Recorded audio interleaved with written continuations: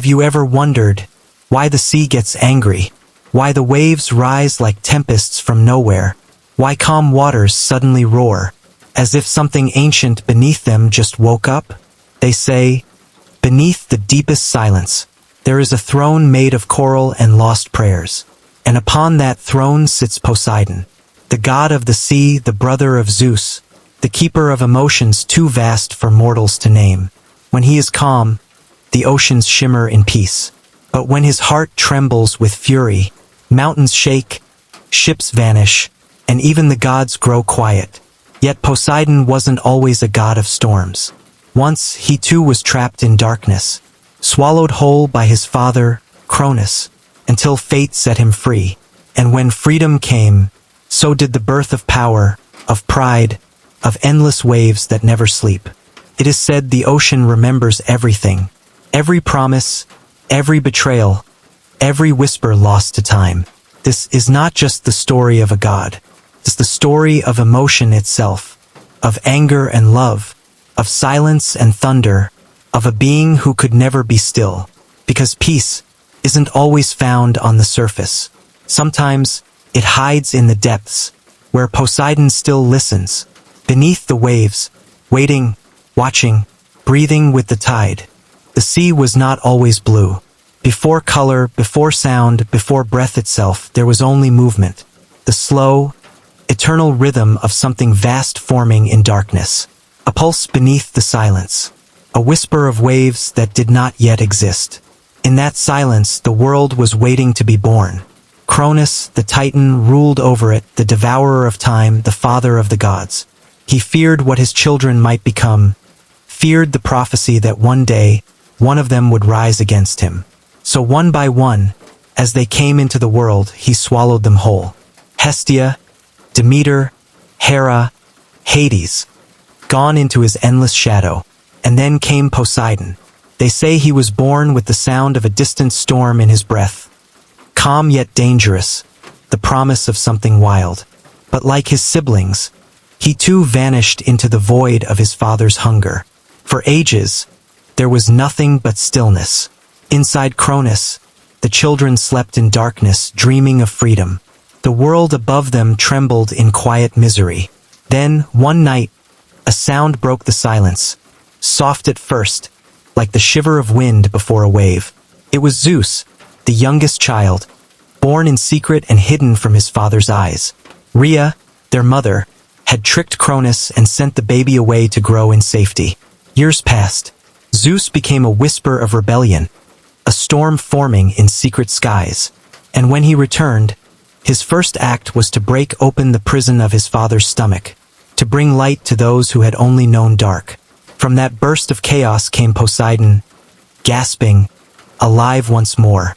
When he opened his eyes, he saw light for the first time, pure, golden, shimmering like the surface of a sea yet unborn. He felt it on his skin like the warmth of destiny itself. Around him stood his siblings, reborn and radiant, their faces half joy, half fury. And then, the earth began to shake. The oceans stirred though they did not yet exist. Something ancient within Poseidon's soul was awakening. He could feel it. A pull, deep and heavy, as though the world beneath his feet was calling him home. The war of the Titans had begun. Lightning split the heavens as Zeus hurled thunder across the sky. Hades opened chasms beneath the ground.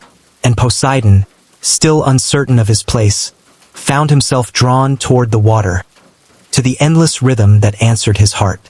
He raised his hands, and for the first time, the world trembled with the voice of the sea. It began as a whisper, the sound of shifting earth and cooling stone. Then came the rush, the crash of waves as deep blue waters poured into the valleys, flooding the empty spaces of creation. Rivers formed, then oceans, then the breath of tides began. The air filled with salt and thunder. Poseidon stood upon the new shore, staring out at the horizon he had unknowingly made. He felt small and infinite all at once. In that moment he understood this was his realm. The sea would be his voice, his power, his reflection. From the depths rose his trident, a gift from the Cyclopes, forged from the essence of storms and the silence of the deep.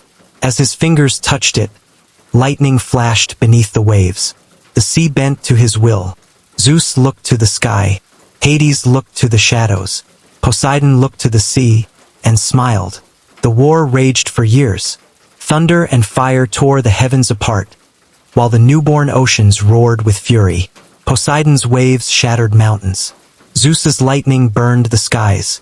Together, they broke the Titans' reign and cast them into the pit of Tartarus. When it was done, the three brothers stood at the edge of a silent world. The air smelled of rain and ash. They looked upon what they had created and knew that the time had come to divide it. They drew lots. Zeus took the heavens. Hades took the underworld. And Poseidon, he took the sea. It was not chosen by chance. The sea had already chosen him. He descended beneath the surface, into a realm untouched by mortal eyes, down through layers of sapphire and shadow, where sunlight faded into silver haze. And there, in the heart of the ocean, he built his kingdom. The walls were made of coral and pearl. The floor shimmered with light that moved like water itself. Fish and spirits of the deep gathered in silence, watching their new ruler take his throne. The sea bowed to him, not in fear, but in recognition. He was its mirror. He was its pulse. For days, Poseidon wandered his new realm, feeling every current as though it were a thought, every wave as though it were a breath. Yet even in his triumph, there was solitude. The sea was vast, eternal, and alive, but it was lonely. He listened to its voice, endless and soft, like a lullaby made of tides. In that sound, he heard something human, longing, beauty, and the ache of endless motion. He understood, then, that the sea would forever be what he was. Calm and fierce, generous and cruel, eternal yet always changing. When the moon rose above the waves for the first time, Poseidon watched it from below. Its reflection danced across the surface, delicate, fleeting, impossible to touch. He reached out, but the image broke into ripples. He smiled quietly. That was the truth of his power. Nothing could be held forever. Above him, mortals would one day sail his waters, pray for calm winds, curse the storms, and whisper his name before sleep. They would never see his face, but they would always feel him. In every tide, in every sound of the deep. And so the god of the sea sat upon his throne, the trident resting beside him, the world slowly settling above. The war was over. The waves had found their master. But somewhere, far in the depths where no light could reach, the sea still murmured quietly, endlessly. It spoke of power and pride, of freedom and fury, of a god whose heart would forever echo the rhythm of the tides. Poseidon closed his eyes. The ocean breathed around him, slow, infinite, alive. And in that silence, a thought drifted through his mind like a forgotten current. The world above may sleep, but the sea never does. The sea was calm that night, the kind of calm that hides a story beneath its silence. The moonlight spilled gently over the waves, and deep within the heart of the ocean, Poseidon sat upon his coral throne, restless. He had conquered the depths. Every tide, every current, every whisper of salt belonged to him.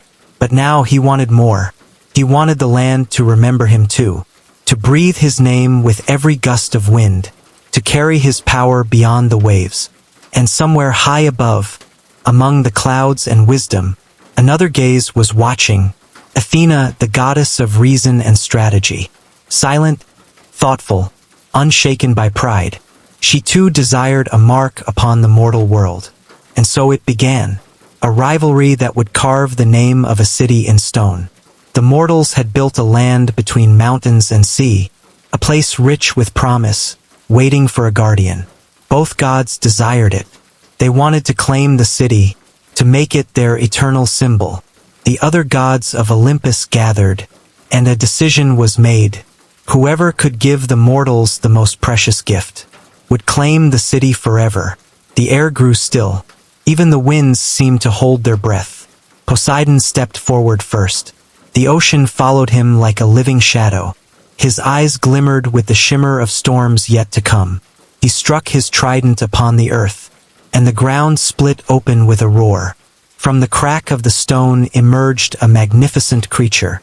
A horse, wild and radiant, his mane glistening like waves beneath sunlight.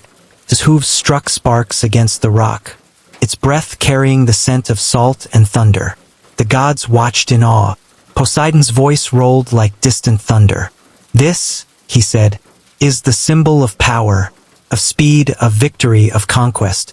With this gift, mankind will never be bound." A murmur of approval spread through the divine assembly. The god of the sea smiled, sure that his triumph was sealed. And then, Athena stepped forward. No storm followed her. No roar, no lightning, no fury. Only silence. She knelt beside the earth, and with the gentlest touch, pressed her fingers into the soil. A soft hum filled the air, and from that touch a small sprout began to rise. Slowly it grew, twisting upward, until green leaves opened to the sky, and silver fruit shimmered under the light. An olive tree. Poseidon frowned. His voice carried the sharpness of waves breaking against cliffs. "A tree? You offer them this after I've given them the gift of power?" Athena's tone was calm, almost a whisper. "Yes, a tree. It will feed them when they hunger, light their homes when night falls, heal their wounds when they suffer. It is not power, Poseidon. It is peace. And peace lasts longer than victory." The sea god fell silent. Even the ocean within him seemed to still. Zeus rose from his throne, his voice like rolling clouds. "The gift of wisdom and life shall guide mortals more than the gift of war." And so it was decided. The city would belong to Athena. Its name, Athens. Poseidon's eyes darkened like the sky before a storm. He turned away, his trident low, the sound of the sea echoing faintly behind him. He returned to his waters, each step heavy with the taste of defeat. But deep inside he felt something unfamiliar, not just anger, but reflection. When he reached the shore, the moon had risen high. Its light touched the waves softly, and in the distance, he could see the olive trees swaying in the breeze. He watched in silence. Then, a faint smile crossed his face. Tired, knowing smile. "Power," he whispered, "means nothing without calm to contain it." He let the trident rest beside him, its tips glowing faintly beneath the water. The sea breathed with him, slow, deep, eternal. Every wave carried his thoughts outward, toward the mortals, toward the city that bore another name. Some say even now, on quiet nights when the wind passes through the olive groves, you can hear the faint hum of the tide, Poseidon's sigh, drifting between pride and peace. And somewhere beneath the waves, he still sits upon his throne, eyes half closed, listening to the sound of the sea remembering him. Because gods never truly lose, they only learn what mortals cannot. That wisdom and power are tides of the same ocean. The sea does not forget. It watches. It remembers. Every ripple holds a memory, and every tide carries whispers of gods long gone. 4 years after Athens rose in Athena's name, Poseidon remained silent beneath the waves. But silence in the ocean is never peace. It is the stillness before a storm that does not know mercy. They say the mortals grew proud. They built ships and crossed the waters, believing the sea was theirs to command. They threw their nets, carved harbors, and spoke the god's name less and less. Somewhere in the heart of the deep, Poseidon opened his eyes. They glowed like molten sapphire, cold, fierce, and ancient. He rose from his coral throne, and the waters trembled around him. The sea floor shivered as whales fled to the darker trenches. Even the dolphins fell silent. The god of the sea had awakened. Far above, clouds began to gather. A strange stillness swept the coastlines. Fishermen paused mid-throw, sensing something shift, a weight in the air, a pulse beneath the waves. Poseidon's trident shimmered with light. Each strike against the current echoed through the world like thunder underwater. He was not angry at Athena anymore. He was angry at forgetfulness, the mortal sin that even gods fear. He looked toward the shores of Athens, where mortals laughed beneath olive trees. They had forgotten who gave them the sea. and the sea wanted to remind them. The first storm came at dusk. A low hum in the distance, soft like a heartbeat. Then the waves began to rise. Not wild, not chaotic, not yet. Just higher, heavier, hungrier. The fishermen returned to shore, their boats rocking like frightened children. They whispered prayers, but the sky swallowed their voices whole. When the night fell, the horizon disappeared. Only lightning drew lines between the dark and the darker. Poseidon stood among the clouds and water, his hair a storm, his breath the wind itself. He struck once, and the waves answered. They rose like mountains, folding over cities, carrying temples, stones, and ships into the abyss. For every mortal who called his name in fear, another remained silent, and that silence was the loudest offering of all. Yet within that fury, a flicker of sorrow moved in his gaze. This was not vengeance. This was grief, a god's mourning for being forgotten. In the midst of the storm, one small boat drifted, a single fisherman, holding tight to his wooden oar. He did not pray for survival. He simply whispered, "Lord of the deep, I remember you." And for a moment, the sea paused, the waves slowed, the wind softened, and Poseidon looked down at the fragile spark of a man, floating upon his endless kingdom. He saw something that mortals rarely show gods: humility, and that was enough. The god lowered his trident. The clouds parted like torn silk, and through them, a beam of pale light broke the darkness. Moonlight, pure and endless, spilling across the water. The storm died. The sea fell into quiet sobs. The waves gentle once again, washing the broken pieces of boats upon the sand. Poseidon sank beneath the surface, back into the quiet blue that had always been his solace. His power could destroy worlds, but his heart, it longed for reverence, not fear. The mortals would tell stories after that night. They would say that the sea god's wrath came and went, like a tide of lessons. They built new temples on the cliffs, not out of fear, but remembrance. And when the wind would pass through the marble columns, it would sound like the sigh of the sea, gentle, deep, almost like an apology. In the darkness below, Poseidon returned to his throne. But this time he did not grip his trident in rage. He held it softly, like a reminder of what power truly means. He closed his eyes, and the ocean breathed with him. The sea once again became a lullaby, a rhythm that could put even the gods to sleep. And so the story goes, the god of storms learned calm, the master of fury learned stillness, and the ocean, vast and eternal, became both a warning and a cradle, because every tide that touches the shore is not a threat, but a memory. A whisper from the deep sang softly, "Remember me." They say the ocean holds secrets even time cannot touch. Beneath the silver face of the moon, beneath the hush of midnight waves, there are places so deep that even light forgets the way back. And it is there, in those endless blue shadows, that Poseidon sits alone. The centuries have passed like ripples. Empires rose, fell, and vanished into dust. Mortals built ships to conquer the sea, and then machines to fly above it. But none of it reached him. He is older than time. He is the memory of movement itself. The god of the sea does not age, but he grows quiet. In the beginning he ruled with thunder. Every wave carried his fury, every storm echoed his breath. But now, the ocean has grown older too. Its rage has softened into rhythm. Its anger has become patience. He drifts upon his throne of coral and shell, surrounded by silence so vast, it feels almost alive. Faint beams of light shimmer through the surface, like distant memories, fragments of the world above. Sometimes he watches them, ships gliding across the surface, children playing in the sand, the flicker of city lights reflecting on calm water. He doesn't envy them.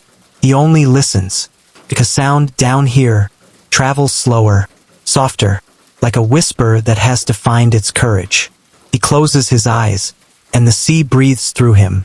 Every current carries voices, the songs of whales, the hum of the earth's pulse, and the faint echo of his own name, fading into myth. The strange, he thinks, how gods can disappear, not through death, but through memory. People simply stop believing, and that silence is more final than any storm. But he does not resent them. The sea does not hold grudges. It holds everything. He remembers Athena, her quiet strength, her tree standing firm in the sun. He remembers the fisherman who whispered his name in the middle of the storm. He remembers love and pride and fury, all the things that once made him feel alive. Now he feels something gentler, something like peace. Above, the moon glides over the horizon. Its reflection ripples across the surface, pale light reaching down, like a hand through the water. For a brief moment, Poseidon lifts his gaze. The light touches his face, and his eyes, once burning with storms, now glow like soft sapphire, calm and endless.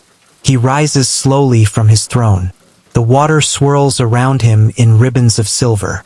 His trident gleams faintly, a symbol no longer of power, but of balance. He walks along the ocean floor, past fields of coral, past the ruins of temples that once bore his name, statues half buried in sand, their faces softened by centuries. He reaches out, his hand brushing the stone cheek of one forgotten god. The touch sends a soft hum through the sea. It is not sadness. It is remembrance. He knows the mortals above will never truly understand him.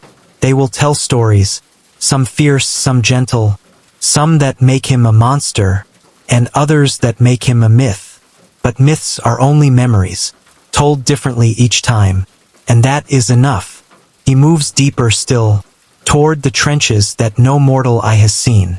The pressure grows, the light fades, and the world narrows into shadow.